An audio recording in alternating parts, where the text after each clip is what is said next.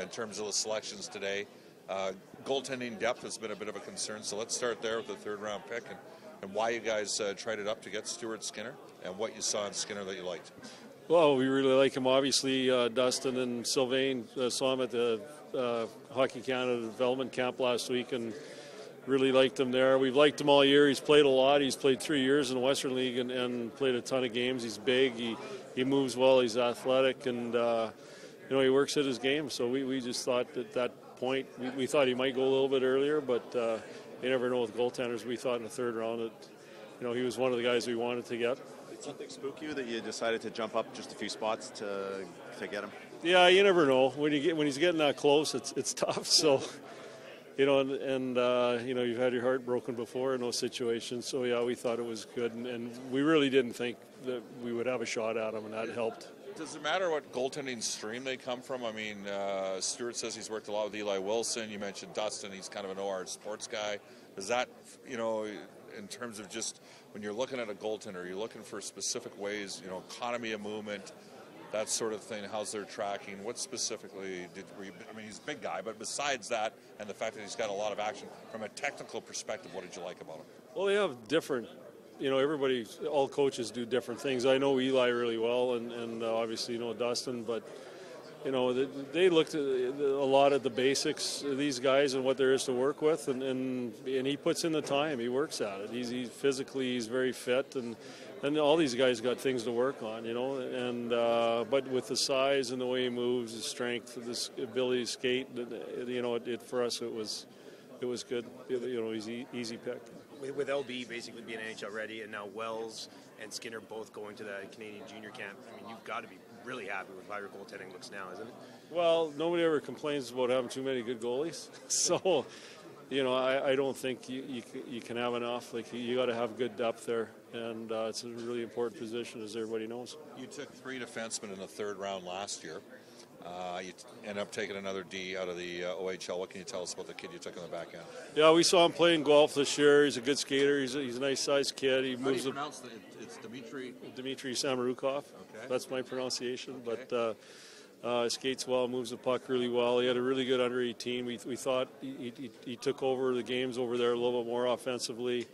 He tried to push the game a little bit more in the power play. So that was impressive. And he's not a real physical guy, but he likes to step up. And if he sees opportunities, he can make big open ice hits. And we like that about him as well.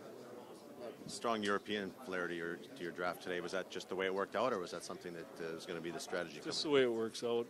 You're not really worried about where they come from, just how good they are, to be honest with you. And then we took Ostap in the fourth round, and he's a big guy that can skate. He can really shoot the puck, and a little inconsistent in his game sometime, but we saw him a lot this year. We in Plymouth in November, and we saw him in February in Sweden, and then at the under-18s in April. So we saw a lot of him, and we just like the way he plays the game, and he's got a lot of physical tools, and he's a big kid. Maximov kid really kind of took his game to that next level when he got traded this year. Did you see him before that and after that? And what was the difference in his game? Well, for opportunity to play for the most part, and like when Saginaw, he was a little bit stymied there, I think, and he went to Niagara and he kind of came out of his shell, and then he had a pretty good Worlds as well, so he's got some things to work on. His feet got to get a little quicker, and but again, he's got good size, he's got good skill, and he can finish. Brendan Moore's son, just a comment on, he's 2 years away from going to school, a 19-20 commit, but obviously got some time to watch him grow and develop. Well, the commitment time could change, depending on how he does here. The next year is going to be key for him. And where's he going to play? He's going to the BC Hockey. He's going to Chilliwack, so it's a good program. And it's a later pick. It's a guy that's got to develop, but he's a big kid. He's obviously got bloodlines. He's got good skill. So it's a guy that we got some time for. To what extent, when you're looking at a guy like that, does bloodline play a factor? Well, it helps because he works out with his dad, so he'll be fit. But they're around it all the time, right? They're around the game all the time, and then those kids. My experience with those guys is that they're pros quicker. Their habits are good right away because it's been instilled in them from an early age, and he probably maybe a little bit of a late bloomer, but we'll see. Like there's a pretty good physical package. We talked about this before, but sort of the Oilers have sort of evolved into a position now where these guys can percolate for a longer time. You can be like the Detroit Red Wings used to be, where suddenly these guys come out of nowhere when they really haven't. They've been in your system for a long time, developing as somebody in player personnel. That's kind of the atmosphere you want, I would guess. Yeah, no, that's for sure. And they all can't play right away. And if you're going to have depth, you gotta manage that a little bit. And like with our last pick, he's going to Yale, and he had a good year in the development program. He's a big right shot D, who are hard to find, and going to Yale, he's got some time and to develop, so it's good. Didn't really get to talk to you yesterday after the Yamamoto pick, but how excited were you to see him still there at 22? Yeah, we were happy. There's no doubt about it. We spent a lot of time with Kyler and really liked him. Obviously, his game is what it is. Like when we watch him, there's so much to his game. Everybody probably looks at his size, and those guys have to have certain attributes.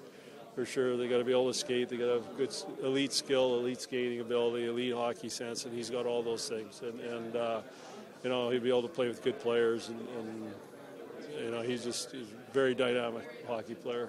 How many of these kids do you expect to be able to get to the orientation camp? Are we looking at every kid going to be there, or how's? I hope so. I mean, I don't know yet. I got to talk to Rick and see how he's making out. I think Skyler was the only one that wasn't here today, so we at least we can talk to them all right away. But I'm sure they're all eager to get going. The only thing is maybe with one or two that are going to school, they may have to go to school right away.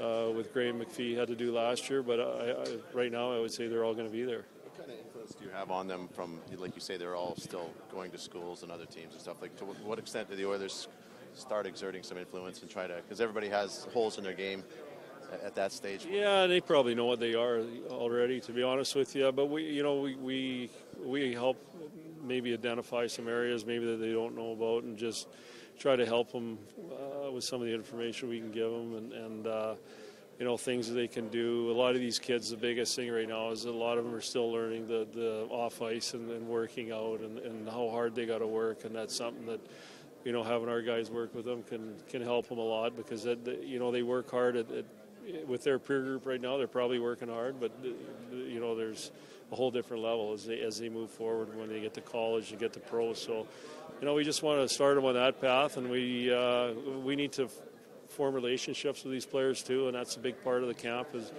is getting to know these kids better, and them getting to know us, and them finding a comfort level, and it's a lot of fun because there's not a lot of pressure. There's not a lot of evaluating going on there, even though you're always evaluating, but there isn't a pressure of a training camp. It's more of an orientation camp.